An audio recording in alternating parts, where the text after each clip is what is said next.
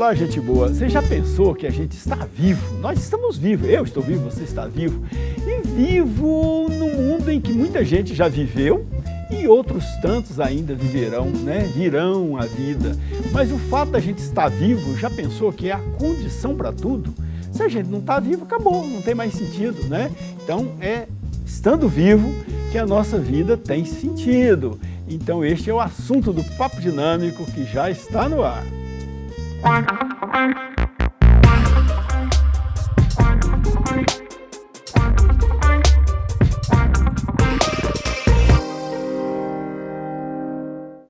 Olá, gente boa, muito boa noite. Estamos iniciando o Papo Dinâmico na PUC TV Goiás.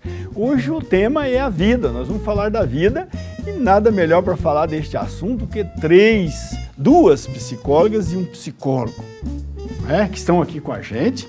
Vamos começar daqui para lá, né? Rayane Oliveira, obrigado, boa noite, seja bem-vinda aqui ao nosso Papo Dinâmico. Boa noite, professor Daniel, obrigada por nos receber.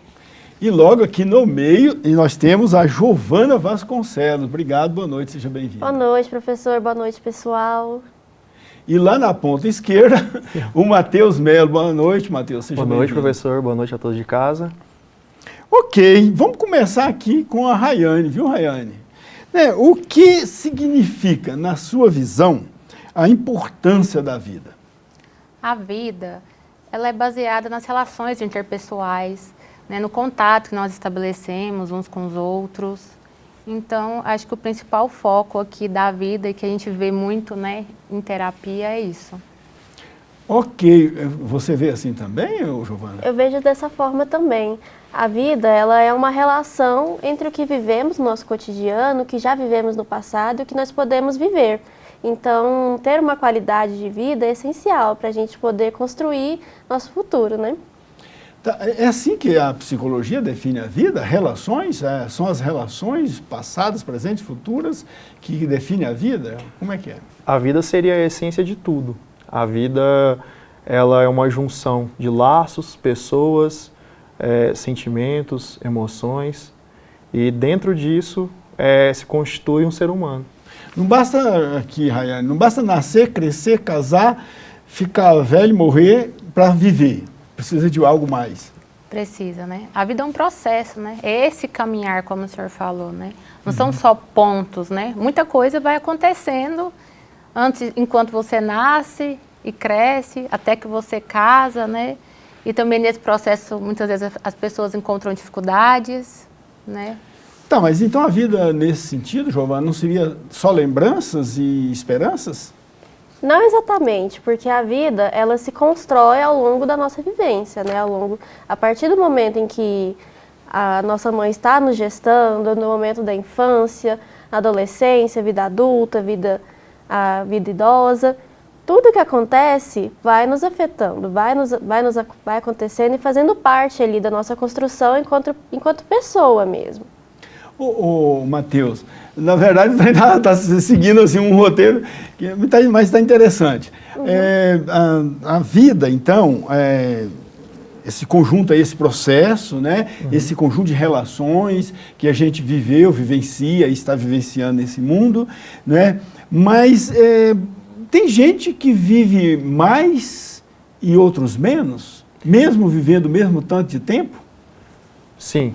E aí vai pelo monte de fatores. Fatores genéticos, fatores biológicos, sociais.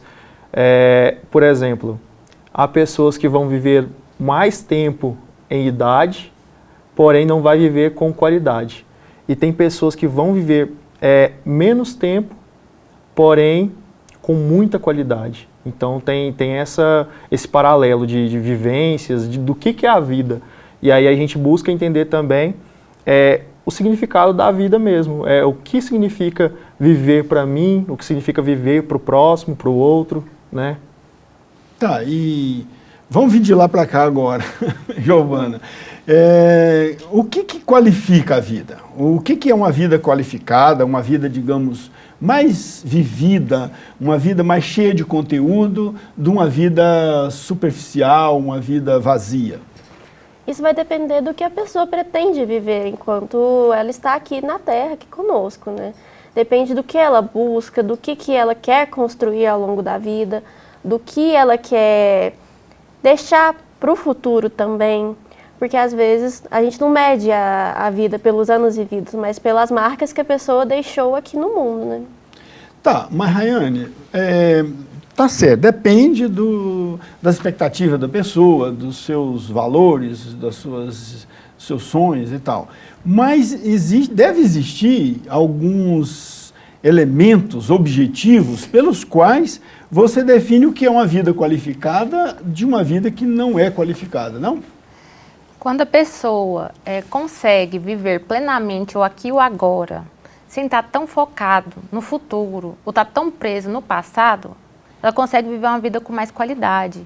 Quando a pessoa consegue focar aqui, estar aqui. Então, muitas vezes na psicoterapia acaba sendo isso que a gente trabalha, né? Porque muitos pacientes estão muito ansiosos, outros estão depressivos, porque essa falta de saber lidar com os problemas, essa dificuldade de lidar com as pessoas, né, as dificuldades nos relacionamentos interpessoais. Então, quando você consegue viver plenamente o aqui e agora, consegue lidar com os problemas, consegue lidar bem, né, com as relações familiares, com as relações no trabalho, né, as relações amorosas, então essa pessoa consegue ter uma vida plena, porque problemas todos terão, né? Mas é a forma como as pessoas conseguem lidar com esses problemas, né? O Matheus fez referência aí à questão do sentido da vida, né? Como é que a pessoa pode, através da terapia, conseguir, digamos assim, restabelecer o sentido da vida? Porque a pessoa procura uma terapia, provavelmente não é só por causa de perda do sentido da vida, mas no caso da pessoa estar assim, desanimado, sem perspectiva, está sem sentido, né? A vida está sem sentido para ele. Como a terapia pode ajudá-lo a recuperar esse sentido?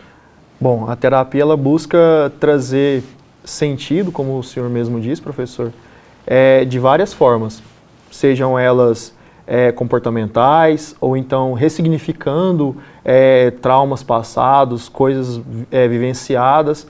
E a terapia ela traz uma coisa muito bacana e interessante. Às vezes, quando as pessoas vêm para a terapia, elas acham que vai começar uma vida nova, uma etapa nova a partir dali, mas não. A terapia ela mostra um caminho que você não precisa apagar o que você passou, aquele trauma. Você apenas vai aprender a ressignificar aquela nova etapa que você vai começar e trilhar um novo caminho a partir dali. Giovana, quando é hora da pessoa procurar uma ajuda profissional de um psicólogo para uma terapia? Não existe uma hora certa, professor. Qualquer hora é um momento para buscar uma terapia.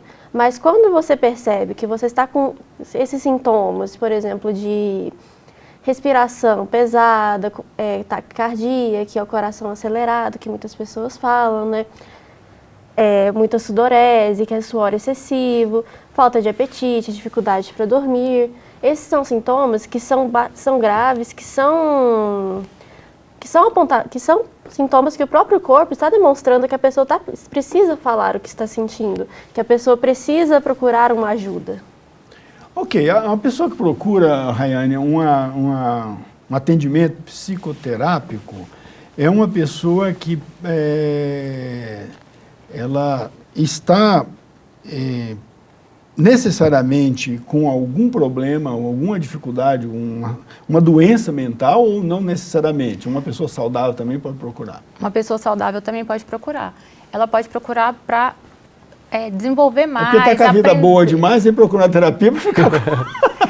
para se conhecer melhor, né? Porque às vezes a pessoa pode até se sentir bem, está feliz, saudável, mas ela não se conhece, né? E aí, até retomando o que o senhor tinha falado de propósito de vida, né? Às vezes a pessoa tá até bem, mas às vezes está precisando de um propósito a mais para viver. Até porque no mundo maluco que a gente vive, se a pessoa se sentir bem, pode estar um pouquinho alienado também, né? Porque não está vendo os problemas reais do mundo, né? Ou não tem nada a ver. Os problemas sociais também afetam também. Com certeza. Nós somos seres culturais, seres sociais, então toda a nossa realidade impacta, né? Onde nós vivemos impacta na nossa saúde mental, com certeza. As pessoas que assistem muito noticiário hoje no Brasil, vamos para a Giovana. As pessoas que assistem muito noticiário no Brasil, falando de guerras para todo lado, dissensão, briga, disputa e tal, principalmente os jornalistas, né, que vivem essas situações, têm que frequentar a terapeuta, né, porque Deus me livre, esse noticiário leva a gente para uma depressão, não é isso? Sim, é muito comum pessoas que vivenciam situações de desastre, situações de guerra, situações de conflito ali, conflito armado ou um conflito mais frio, digamos assim. É comum que essas pessoas envolvam ali sintomas de ansiedade, sintomas de depressão, desenvolvam ali alguns, possa vir a se tornar um transtorno psicológico. Tá, o Matheus, o que a gente nota, nós estamos falando de psicoterapia, vocês são psicoterapeutas, né? Profissionais formados em psicologia e trabalham justamente na psicoterapia, né? Eu estou certo, né? Então, mas existe hoje na nossa sociedade um certo preconceito. Muita gente, às vezes, precisa, mas não procura um psicoterapeuta porque acha que não é o caso e tal. Como superar esse tabu e de que as pessoas possam naturalmente procurar um psicólogo? Dentro do que o senhor falou, eu acho que é uma das partes mais importantes que a gente pode, talvez, destrinchar. Porque ainda dentro da nossa sociedade tem aquela questão de que a terapia é só para pessoas que precisam ou que estão com problemas psicológicos de alto nível, ou tem até aquela brincadeira, eu não estou louco para procurar a terapia, e por aí vai. Só que a terapia, ela funciona como qualquer outra ajuda para a saúde. Assim como a gente vai para fazer um exame, um check-up geral, no clínico geral, no cardiologista, é importante estar indo no terapeuta, no psicólogo, para a gente estar dando manutenção na saúde mental. Porque a nossa mente, ela acaba, de certa forma, resumindo em todo o resto do corpo. Então, se a mente vai mal, o corpo automaticamente vai mal. Ok, nós vamos fazer um pequeno intervalo e a gente já volta, e aí nós vamos saber dos nossos profissionais aqui quando é que a gente realmente precisa e quais os benefícios que vamos ter da psicoterapia. Daqui a pouquinho a gente volta.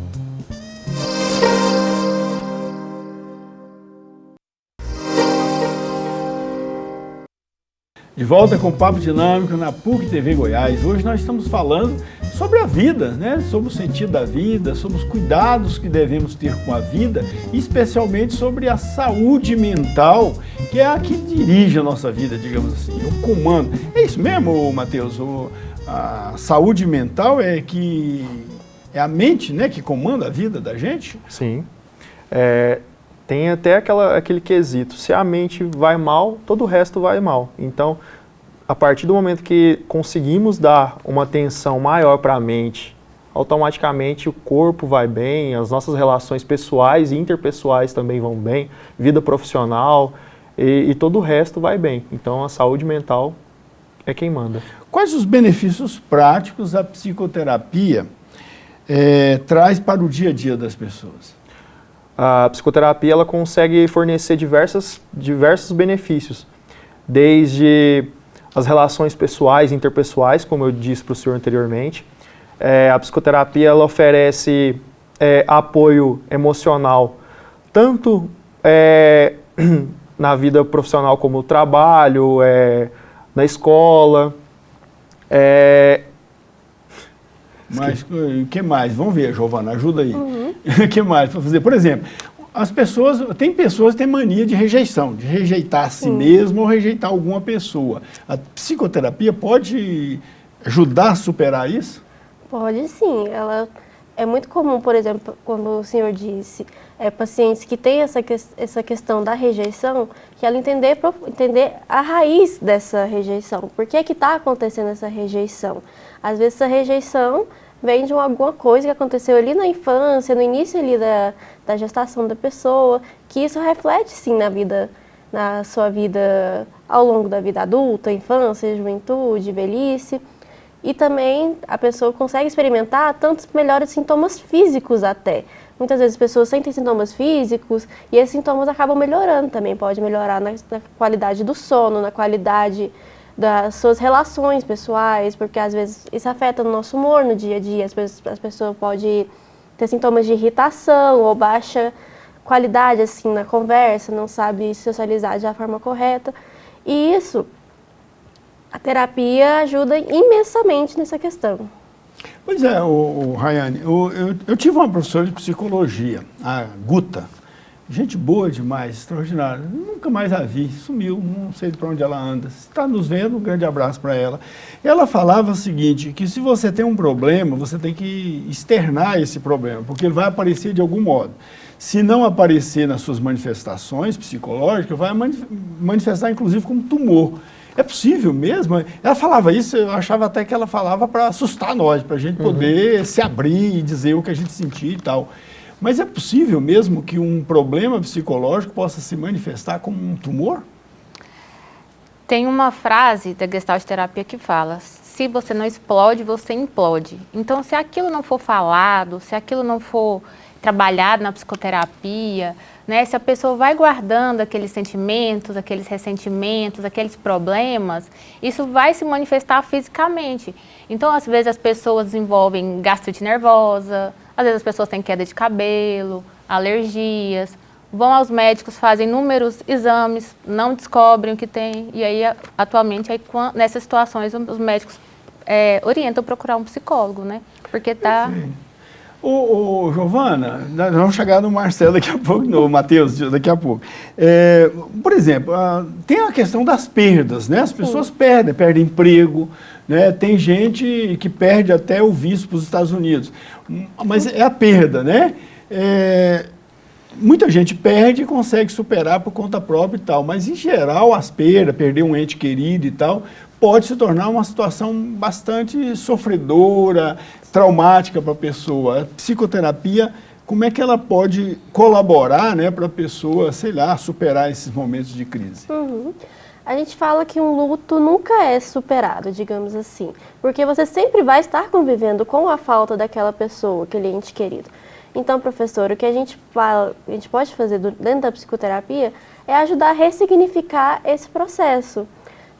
Esse processo, lógico, que a perda de uma pessoa sempre vai causar dor, mas essa dor pode diminuir, essa dor às vezes pode se tornar, às vezes em vez de você pensar com tristeza, você pode começar a pensar com alegria sobre aquela pessoa, não pensar mais nos momentos negativos, não pensar só que não vai ter essa pessoa, mas reviver memórias felizes que você teve com essa pessoa.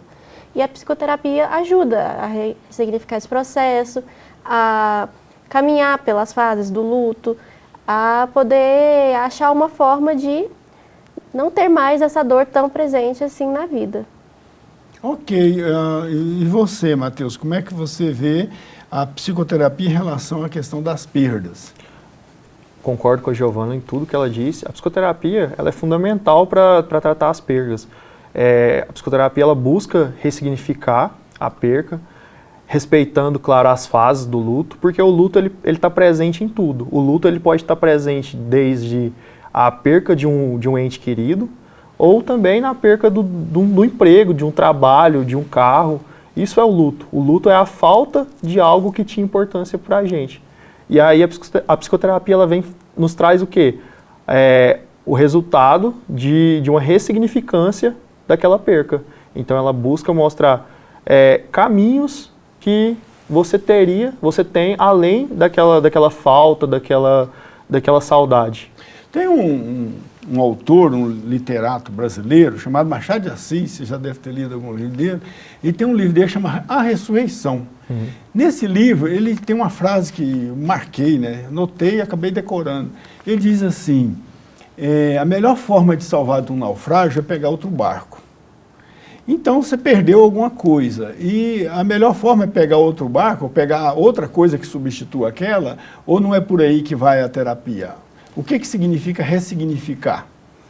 A terapia, é impossível você substituir aquela perca, digamos assim. A terapia ela busca ressignificar de que forma? Tentando mostrar alternativas para superar aquela dor. Então, por exemplo... Não necessariamente substituir aquela dor por exatamente. Outra. Tá, então não é bem a visão do Machado de Assis. Não. Até porque um pai é um pai, uma mãe é uma mãe, e por aí vai, né? Tá, mas como é que é... Vamos aqui para a Rayane. A Rayane está muito folgada. Mas como é que é, assim, você ressignificar a ausência da mãe ou do pai? Para você viver de forma livre e feliz daí para frente, sem ter essas pessoas que foram, né? Normalmente são, né, pai e mãe, pessoas muito queridas. Muito, eu estou falando de gente que é muito importante para a gente. Tem muita gente... Tem algumas pessoas, não diria muito, mas tem algumas pessoas que não têm muita saudade ou do pai, da mãe é mais difícil, mas do pai, às vezes, porque às vezes é um pai ausente, um pai que não fez, né, não se justificou como pai. Mas, de um modo geral, os pais são muito queridos, né? Como substituir não, que você já disse que não substitui, né? Mas como ressignificar uma situação dessa? Não precisa responder agora. Nós vamos fazer um pequeno intervalo e você responde no próximo bloco, tá bom? Certo. A gente já volta.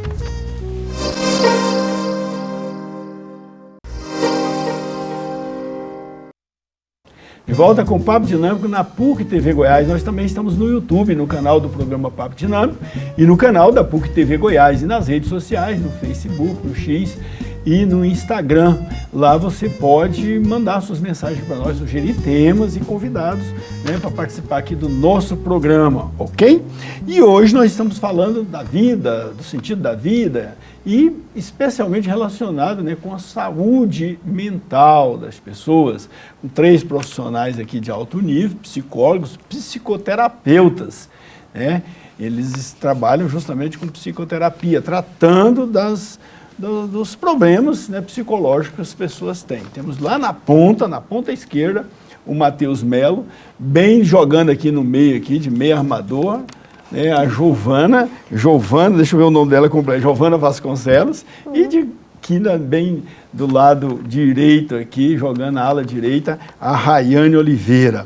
E eu aqui, né, no comando técnico aqui do Papo Dinâmico, fazendo uma analogia com o futebol, claro. Mas então, nós estamos agora no terceiro bloco e quero saber dos colegas, né? Mas antes de saber de vocês, eu queria a resposta da Rayane sobre o que eu falei. Não é possível substituir o pai ou a mãe que a gente perdeu, né? Mas é possível ressignificar. Como é que se dá isso? Como psicóloga, em sessão, eu vou mostrar para o paciente a importância de viver o aqui e agora, estar focado no presente.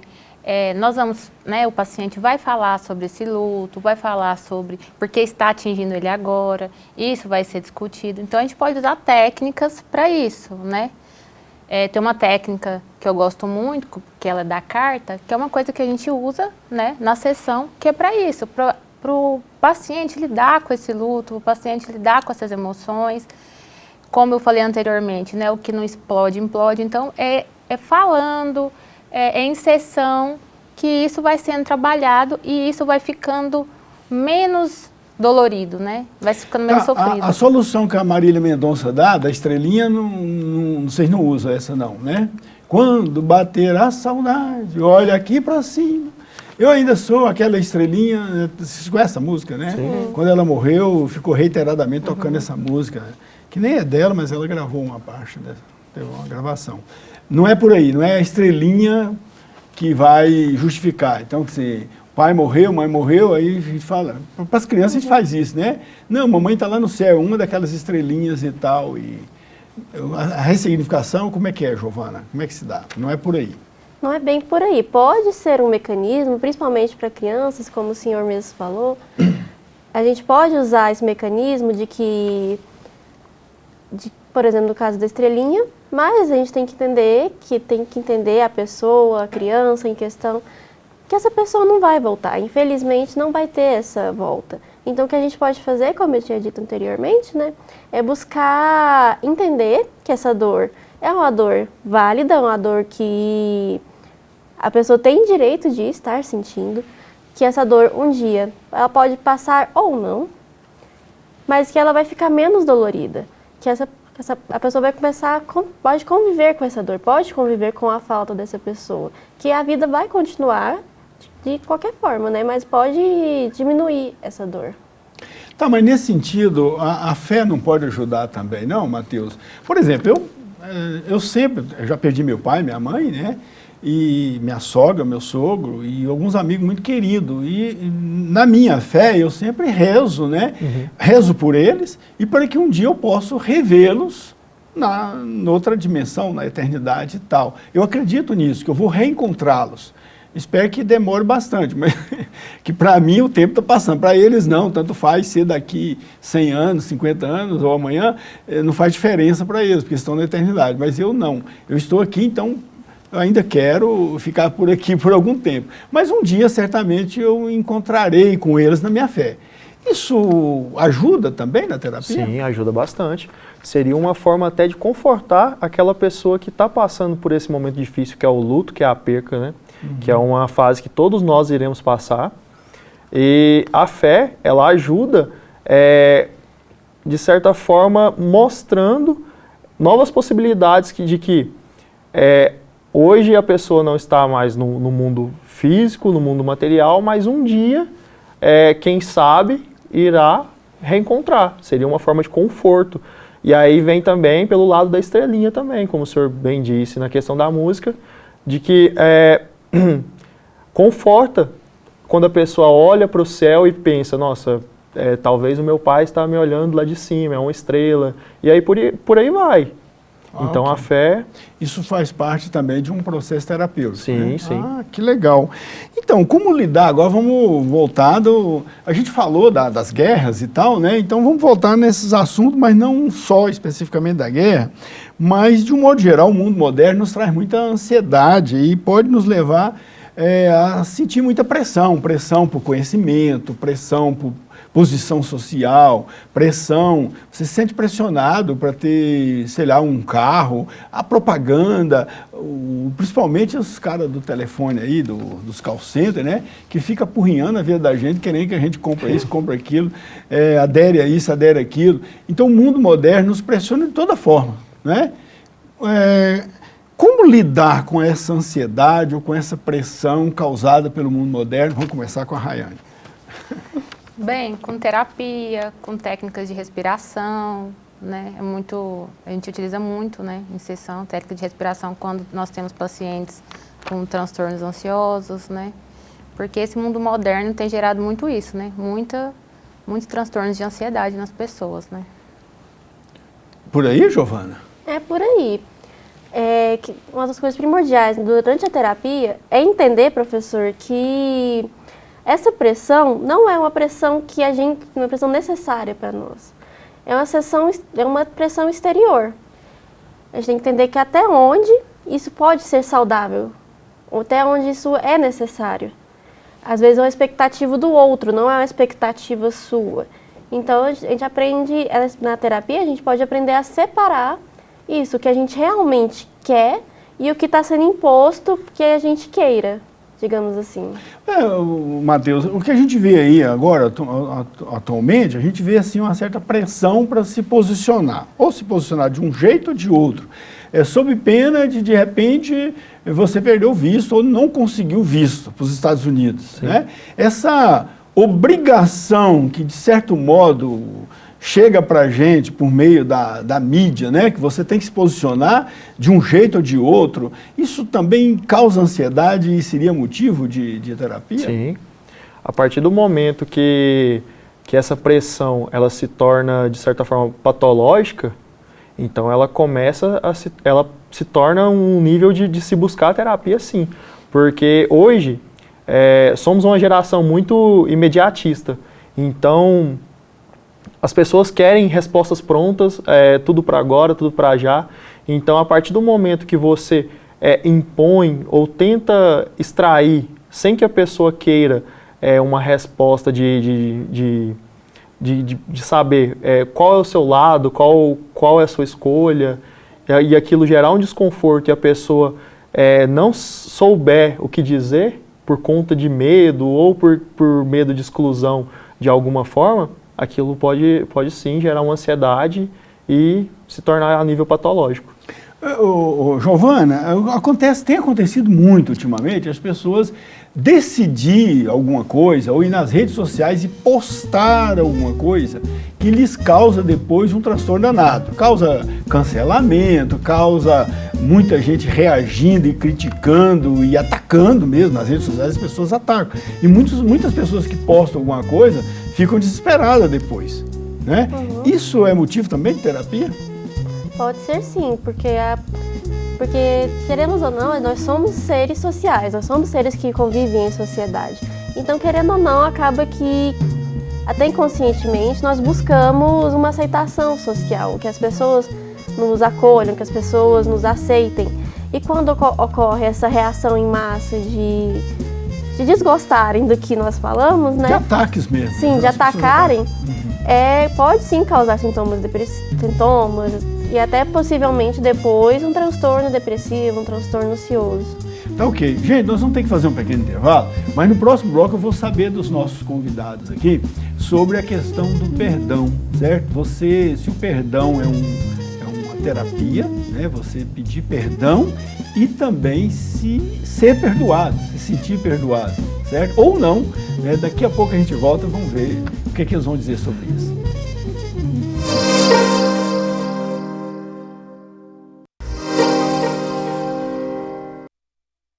De volta com o Papo Dinâmico, falando hoje sobre a importância da vida, especialmente sobre a importância da saúde mental para a vida, com os nossos profissionais psicólogos aqui. Vamos agora retomar com a Rayane aqui a questão do perdão.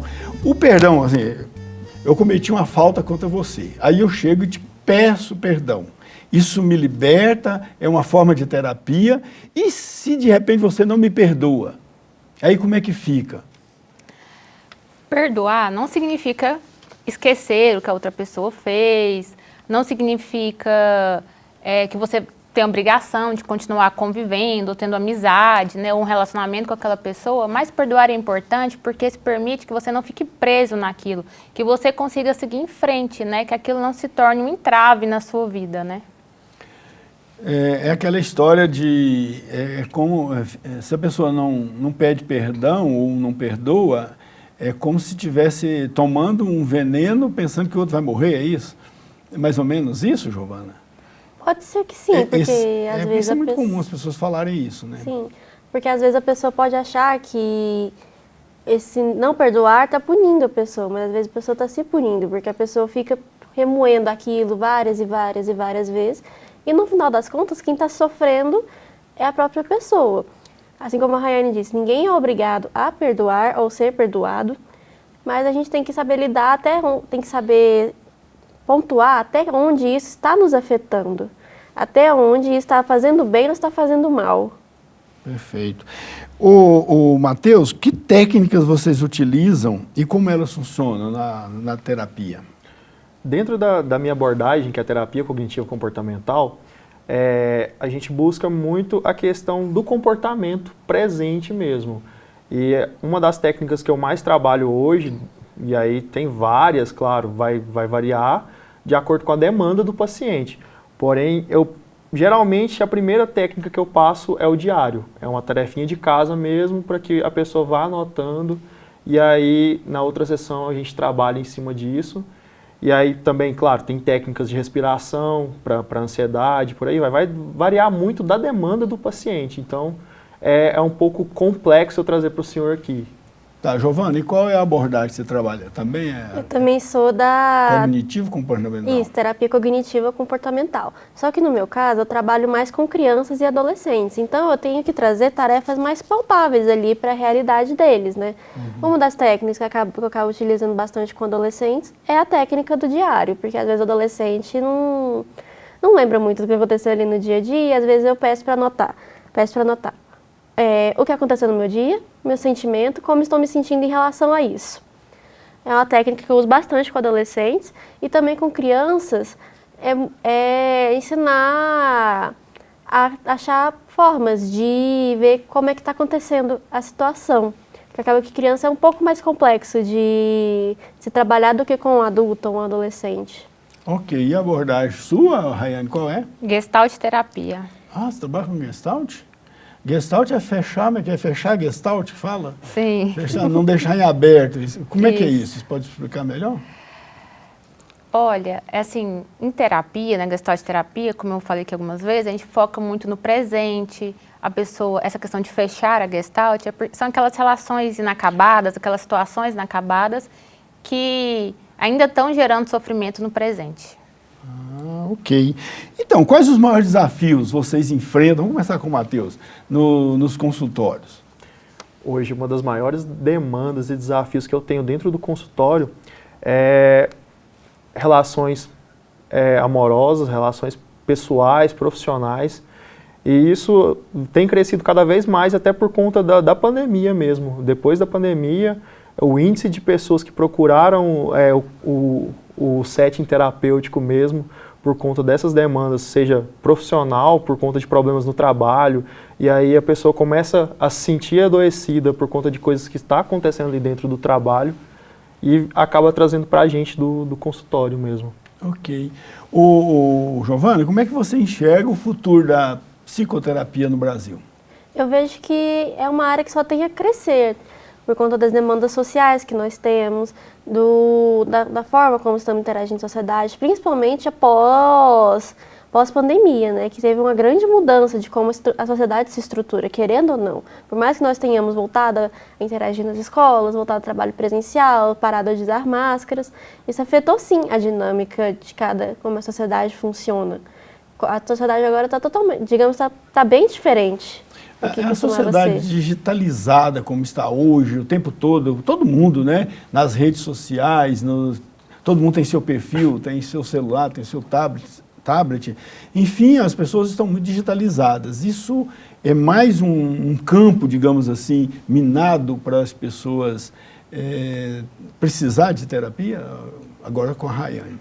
Sim, porque o excesso de telas está fazendo com que as crianças não se desenvolvam tanto, né? Porque elas não estão brincando, e o brincar é terapêutico. Os adolescentes passam muito tempo nas redes sociais e acabam ficando cada vez mais distantes ali de seus pais, não querem, às vezes têm dificuldades na escola. O excesso de telas acaba também causando questões de insônia. Hoje em dia está tendo muitos vícios em jogos eletrônicos, em apostas eletrônicas. Então, assim, tem várias realidades. É uma realidade nova, né, a partir disso. Tá, em função de tudo que nós falamos aqui, eu gostaria que vocês dessem alguns conselhos para os nossos telespectadores em relação à saúde mental, né? Qual atitudes, comportamentos ou atividades, exercícios que as pessoas possam fazer para que tenham uma saúde mental. Vamos começar ali do Matheus. Eu acho que o primeiro ponto seria não esperar sentir um sintoma em específico.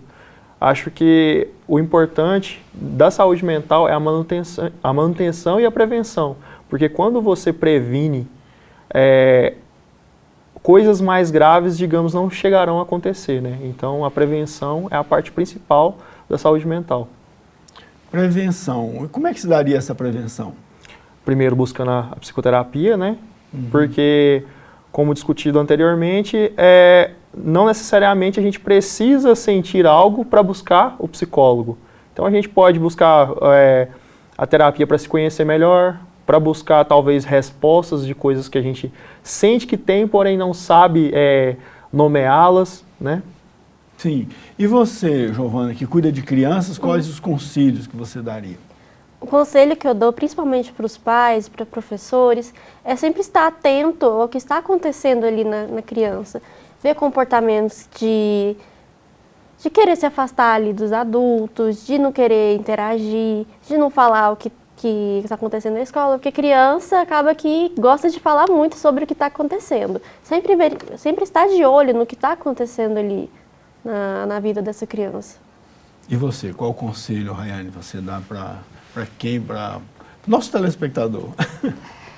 Procurem um psicólogo, façam psicoterapia, não tenham medo, vocês vão se surpreender com quão bom com quanto você pode aprender sobre si mesmo, né? É muito valioso. Ah, que legal. Então, infelizmente nosso tempo acabou e nós vamos ter que encerrar. Boa noite, Matheus. Boa noite. Muito obrigado. Boa noite, professor. Eu queria pontuar também que não existe hora certa e também não existe forma correta de iniciar o processo terapêutico. Só comece, não existe um roteiro para isso. Tá ok. Boa noite, Boa Rayane. noite, obrigada. Então tá, e para você que nos acompanhou, um grande abraço, boa noite, até a próxima.